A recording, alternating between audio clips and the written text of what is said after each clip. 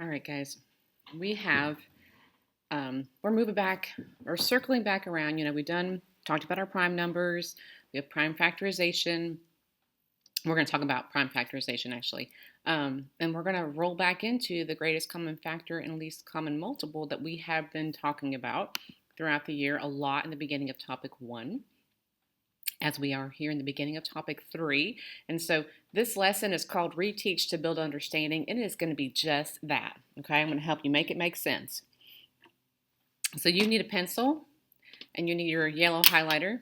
Okay, and you might want to get your factor chart out. That'd be a great resource, your factor chart that I have given you earlier this year. So we're going to start with the vocabulary. A prime number has factors of only itself and one.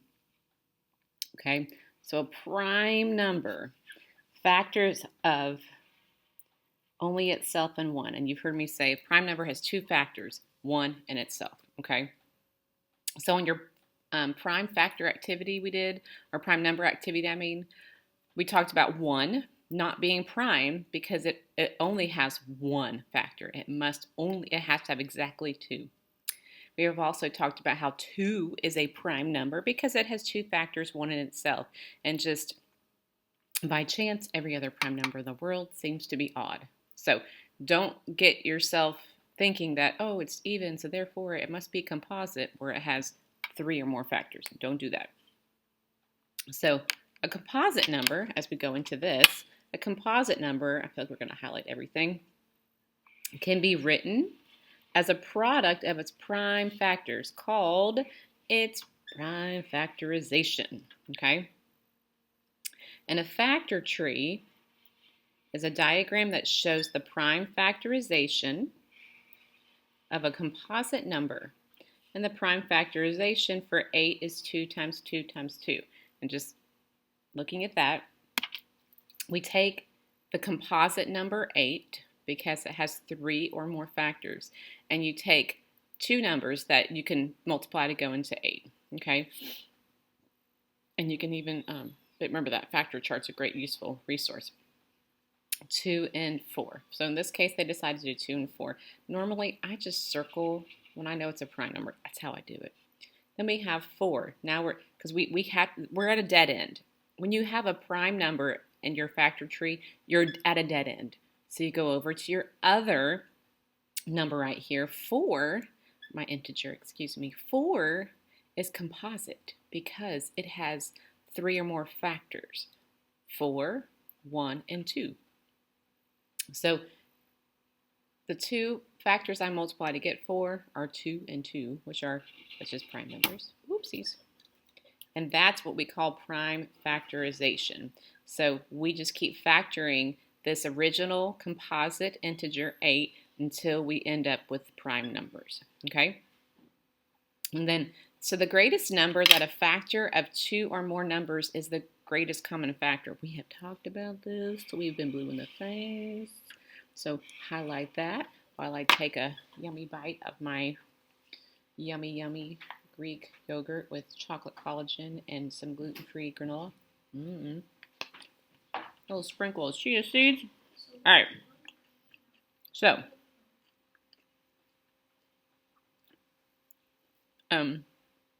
for example, if we're looking for the greatest common factor of 8 and 12, right here, okay, and that factor paper, I can't say it enough, the greatest common factor, the factor sheet I've given you, I can't say enough how valuable it is right now. You list your factors, and I always like to do them in order, in sequential order, as close as I can, because it just kind of helps me eliminate until I get to the greatest common factor. Okay, so the greatest common factor of 8 and 12 is 4, because you see that's the largest integer that goes both into 8 and 12. Let's talk about least common multiple. So the least common multiple is the common multiple with the least value. Or we could say the smallest, okay? So if we're talking about multiples of 2 and multiples of 6, okay? We list the multiples, and you have your multiplication table, so you can look at that as well, that 100 chart.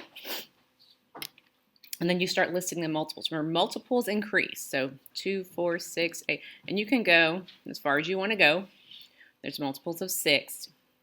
But you want the first multiple that they share. The first one in sequential order, also the smallest one. So the least common multiple of 2 and 6 happens to be 6. Okay? And if you're like, but wait a minute, 6 is the same as our number, whatever. No, 6 is still a multiple of itself because 6 times 1 is 6. So it can be 6. Okay? So look at, we're going to have some practice here. So you're going to use a factor tree to write the prime factorization of 12. So this again, having your factor paper we made. All right. So use a factor tree to write the prime factorization of 12. So 12, 2 and something else. Okay. Well, I'm going to circle 2 because it's already prime. Okay. So 2. So what you want to say? Well, what do I multiply by 2 to get 12? Also, 12 divided by 2, which is 6. I'm going to write 6. 6, and if you're not sure if your integer is prime, pull out that prime paper, please, because you'll know your prime numbers. And if you're looking at that, you know 6 is not prime. So what 2 factors can you multiply to get 6? Well, we know 2, and it's prime. 2 times 3. If you look at your prime paper we did, our prime number paper, you know 3 is prime. So here's how you would write that. The prime factorization of 12 is 2 times 3. Okay, so let's look at the greatest common factor of 16 and 40. Again, write those factors down. And again, sequential order is best. It'll help you not be confused. It'll help you stay organized. So circle the common factors. So as I said before, we circle the common factors. They share 1, 2, 4. They do not share 5, but they share 8. And that's it. So then I'm going to highlight the largest factor they share, which is 8. So 8 is the greatest common factor. Okay. Now, find the least common multiple of 6 and 9. You're going to circle the common multiple. So first of all, during our multiples, remember multiples increase. Try not to get confused going back and forth between greatest common factor and least common multiple. So multiples. 6 and 9, nope. Do they share 12? Nope. They share 18. Do they share any? They share 36. But the key word here is the least common multiple, which in this case is 18.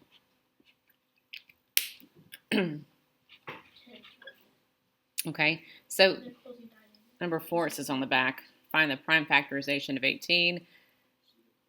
Well, we don't really have a back because you'll see here in a second, and you already have your paper. But we're going to do like so, 18. Make your tree. And again, I like to try to isolate prime numbers as soon as I can if that's an option. So 18, let's see, what 2 factors can I multiply to get 18? There's lots of pairs. But the first thing that came to mind for me was 3 and 6. Now, if you look at your prime activity paper, you know 3 is prime, so we circle it.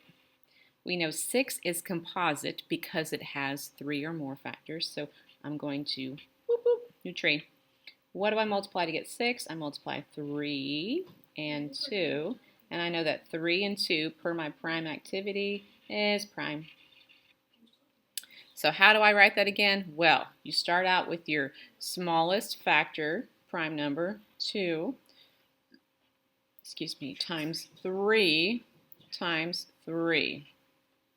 Now, if you remember on our notes we did with our exponents and writing powers, you can also simplify this by writing 2 times 3 is my base, 3, and my power. How many times am I multiplying it by itself? 2.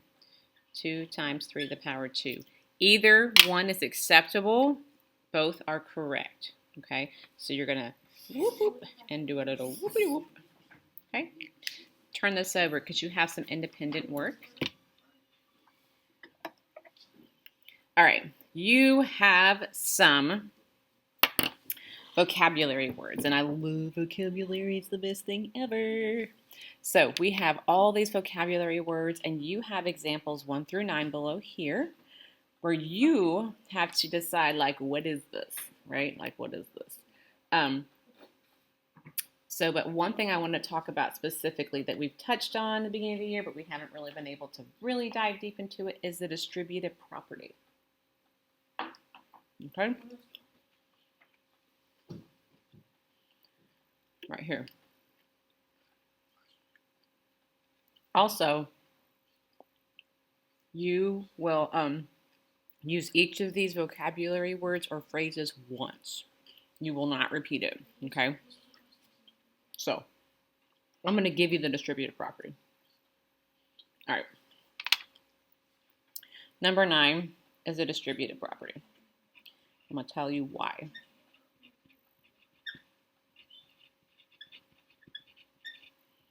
Now, distributive. The root word for distributive is distribute. Every day when I pass out your assignment or Mrs. Everhart hands you back work, that is called distributing. We are distributing your work. We are giving everybody their things. Distributive property is when you distribute factors, variables, something in some way. So this is an activity we're going to be doing together. But what this means, so I have 27 plus 18. And this is an activity, you're going to be so confused, but I want to point out one thing that tells you for sure it's distributive property.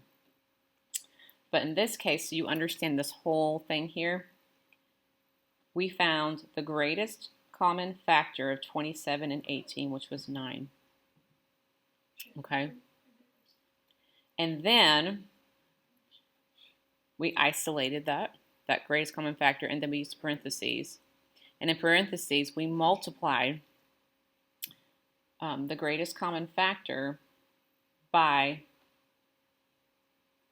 the sum of the factors that go with, meaning 9 is the greatest common factor of 27 and 18. 9 times 3 is 27. 9 is also the greatest common factor. 9 times 2 is 18. Okay. Down here we simplify. When I say distribute, it's where I am multiplying. Essentially, I'm saying I'm sharing my 9. 9 times 3 is 27, and 9 times 2 is 18, and then I would add them together. But in this particular example, we're simplifying. So we do 3 plus 2 first, which is 5, 9. And remember, I mentioned this before. When you see parentheses next to an integer with no operation sign, that means you're going to multiply.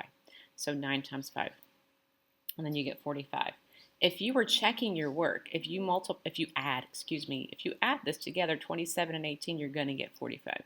This is an activity we're going to do together. I have another video for you for that. Like, don't take a deep breath. It will come back to you. So you can go to the top and put a check mark next to distributed property. Don't cross them out, because if you're wrong, you've scribbled that out. You got to erase it and figure out all the things again. So look at each example. Look at each example. Look at the number 11. What do you know about number 11? Which one of these vocabulary words goes with that? Look at this integer 3. 3, 6, 9. I'm increasing. There's a pattern. What are these? What's the relationship between 3 and then all of these other integers? This all by itself. Well, if it's not what this is, it must be this. Okay, so you look at these examples and you need to figure out which one of these vocabulary words matches this example. Okay, so when you finish this, okay, you should have this front finished because we did it together. And you need to do this vocabulary, and then you just turn it into the tray.